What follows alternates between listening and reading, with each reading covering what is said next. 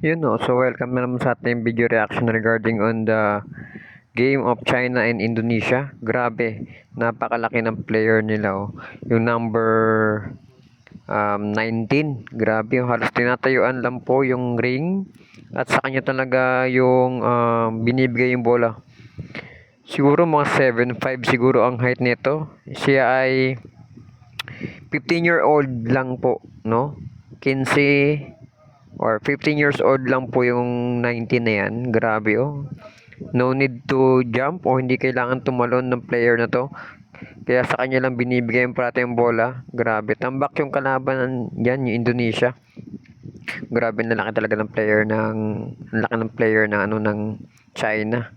Grabe, parang inaabot lang po yung bola, ay yung ring, you know? Oh. Oh, tapos todo talon pa yung mga taga-Indonesia. Paano kaya pag nakaharap ito ng Philippines?